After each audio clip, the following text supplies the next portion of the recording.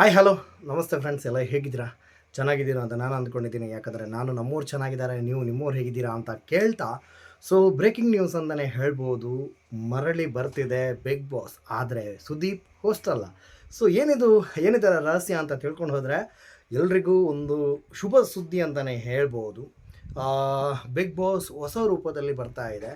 ಅದು ಅಂದರೆ ಸೀಸನ್ ಅಂದರೆ 50 ಅಂತ 50 ಅಂತ ಒಂದು ಹೆಸರಲ್ಲಿ.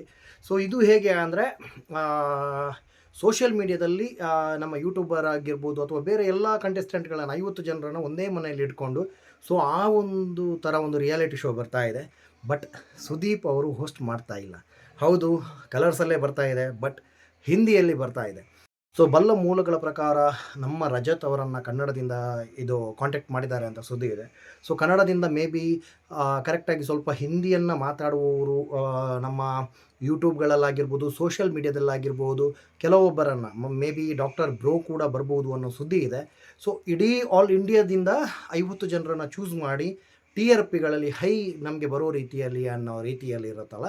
ಸೊ ಆ ರೀತಿಯಲ್ಲಿ 50 ಜನರನ್ನು ಹುಡ್ಕೊಂಡು ನಮ್ಮ ಬಿಗ್ ಬಾಸ್ ರೀತಿಯೇ ಒಂದೇ ಮನೆಯಲ್ಲಿ ಕೂಡ ಹಾಕ್ಕೊಂಡು ಇವರು ಯಾವ ರೀತಿಯಲ್ಲಿ ಏನೇನೆಲ್ಲ ರೀತಿಯಲ್ಲಿ ಆಟ ಆಡ್ತಾರೆ ಅನ್ನೋದೊಂದು ಕುತೂಹಲ ನನಗೂ ಇದೆ. ಯಾಕಂದರೆ ಎಕ್ಸೈಟ್ಮೆಂಟಲ್ಲಿದ್ದೇನೆ ನಾನು. ಸೊ ಪ್ರೋಮೋ ಕೂಡ ಬಂದಿದೆ. ಯಾರ್ಯಾರು ಪ್ರೋಮೋ ನೋಡಿಲ್ಲ, ಜಿಯೋ ಹಾಟ್ಸ್ಟಾರ್ ಮತ್ತು ನಮ್ಮ ಕಲರ್ಸ್ ಹಿಂದಿಯಲ್ಲಿ ಬಂದಿದೆ. ಸೊ ಯಾರೆಲ್ಲ ವೆಯ್ಟ್ ಮಾಡ್ತಾ ಇದ್ದೀರಾ? ನಮಗೆ ಏನಾದರೆ ಏನು, ಯಾವ ಭಾಷೆಯಲ್ಲ ಇದ್ದರೆ ಏನು, ನಮಗೆ ಎಂಟರ್ಟೈನ್ಮೆಂಟ್ ಬೇಕು ಅನ್ನೋರಿಗೆ 100% ಖುಷಿ ವಿಷಯನೇ.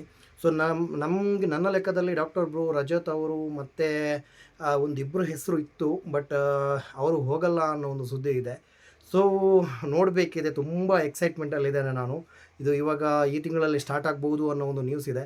ಸೊ ಯಾರೆಲ್ಲ ಎಕ್ಸೈಟ್ಮೆಂಟಲ್ಲಿ ಇದ್ದೀರಾ, ಇದು ಕಮೆಂಟ್ ಮಾಡಿ, ಕಮೆಂಟ್ ಮೂಲಕ ತಿಳಿಸಿ ಅಂತ ಹೇಳ್ತಾ ನೆಕ್ಸ್ಟ್ ವೀಡಿಯೋ ಜೊತೆ ಮತ್ತೆ ಸಿಗ್ತೇನೆ. ಟೇಕ್ ಕೇರ್, ಬಾಯ್ ಬಾಯ್.